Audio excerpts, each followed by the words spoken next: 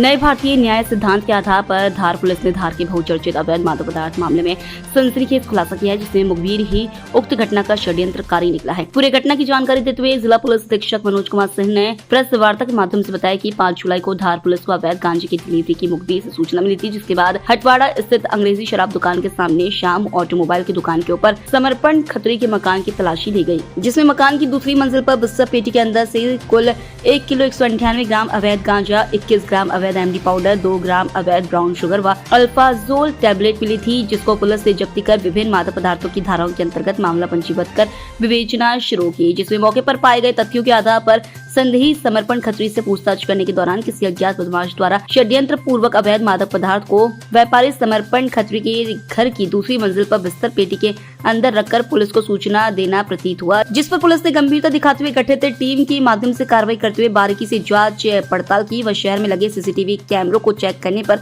आरोपी हरीश पिता बाबूलाल जायसवाल निवासी वक्तावर मार्ग धार को नामजद चिन्हित कर अभिरक्षा में लेकर पूछताछ की गई तो उसने अपना जुर्म कबूल किया और अपने रतलाम जिले के रिश्तेदार जो कि आरोपी के मौसी के लड़के धीरज पिता मनोज जायसवाल के साथ मिलकर वह रतलाम के आनंद कॉलोनी के रहने वाले ड्रग्स सप्लाई फैजान पिता अतीक अहमद से उक्त मादक पदार्थ खरीदकर समर्पण खतरे की दूसरी मंजिल पर लगे लोहे के गेट के ताले की चाबी जो कुछ दिनों पूर्व चुराकर घटना के एक दिन पूर्व रात्रि में अवैध रूप से घुसकर बिस्तर पेटी में उक्त मादक पदार्थ षड्यंत्र पूर्वक रखना बताया। षड्यंत्रकर्ता हरीश जायसवाल अपने पड़ोसी समर्पण खत्री के घर पर मादक पदार्थ रखकर पुलिस को मिथ्या मुखबिर सूचना देकर उसके घर की तलाशी करवाने मामले पर विभिन्न धाराओं में प्रकरण दर्ज कर गिरफ्तार किया है। घटना में हरीश पिता बाबूलाल थाना कोतवाली धार, धीरज पिता मनोज जायसवाल निवासी आनंद कॉलोनी रतलाम, फैजल पिता अतीक अहमद निवासी आनंद कॉलोनी रतलाम को गिरफ्तार किया गया है।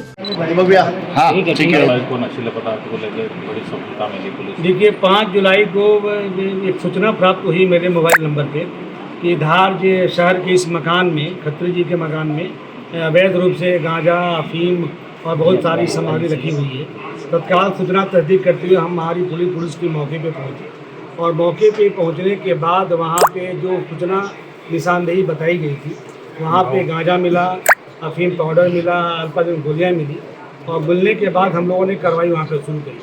कार्रवाई शुरू करने के बाद जैसे जैसे जब्ती बन रही थी और जो घर वालों से पूछताछ हम लोगों की शुरू हुई, पूछताछ में यह बात सामने आना शुरू हुआ कि ये व्यक्ति जिनके घर में मिला है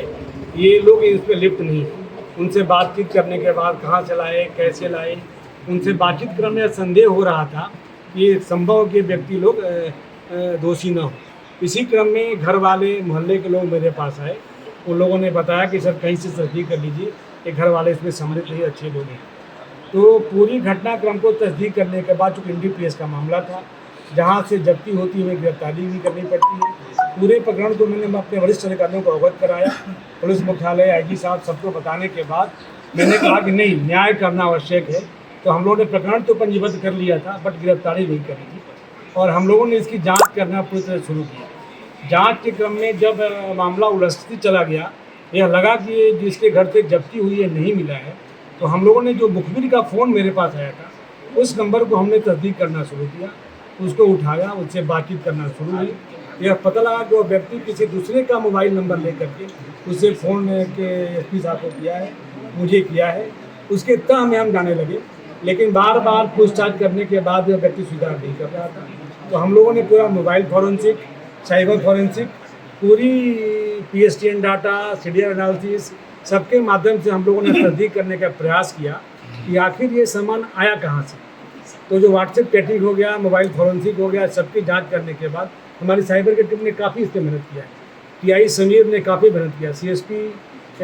कोतवाली, TI नौगांव, सब लोगों ने काफ़ी मेहनत किया। मेहनत करने के बाद हम लोगों को यह पता चल गया व्हाट्सएप और चैटिंग के माध्यम से कि फैजल नाम का व्यक्ति है जिसके से इसका लेना पता चला। तो हम लोगों ने सबसे पहले जो सोर्स था उसको उठाने का प्रयास किया। तो हमारी पूरी टीम ने बहुत मेहनत करके तो फैजल को उठाया और फैजल को उठाने के बाद बात सामने आई कि फैजल ने धीरज नाम के एक व्यक्ति को दिया था जो जौहरा रहने वाला था। धीरज हरीश का संबंधी लगता है। तो हरीश धीरज के माध्यम से रतलाम जौहरा से पूरा माल बुलवाया और इसकी कुछ व्यापारिक प्रतिस्पर्धा थी और कुछ कुदृष्टि थी, जिसके कारण इसने पूरा NDPS का ये सामान प्लांट करके सामने वाले को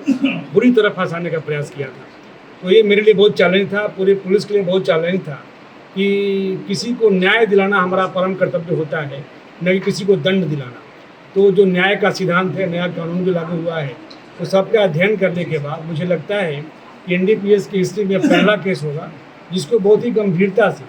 बहुत ही संजीदगी से हम लोग लेकर के पूरी 4 दिन हमारी पूरी टीम बहुत मेहनत करके हम लोगों ने सही मुलजिम को पकड़ लिया है। पकड़ को गिरफ्तार करके हम लोग पुलिस रिमांड ले रहे हैं। और सबसे खुशी की बात यह है कि जिसके घर में रखा गया था, जिसकी पोजीशन से मिलता है, जो सीधे मुलजिम बन सकता था, वैसे लोगों को न्याय दिलाने में हम लोग सफल हुए हैं। ये तो पूरा परिवार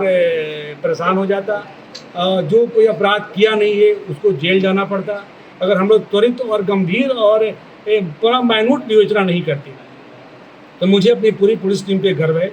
टीआई कोतवाली पे गर्व है, सीएसपी कोतवाली पे गर्व है, साइबर की पूरी टीम, भैरव सिंह देवड़ा की पूरी टीम, टीआई नौगांव पे पूरा गर्व है। इन लोगों ने मेरे निर्देश के पालन में बहुत गंभीरता से बारीकी से जांच किया और सही मुलजिम को पकड़कर हम लोगों ने सही व्यक्ति को न्याय दिलाने का मैं सफलता हासिल करी। इस काम के लिए मैं अपनी पूरी टीम को 10,000 रुपया कैश रिवार्ड देता हूँ। धन्यवाद। Thank you.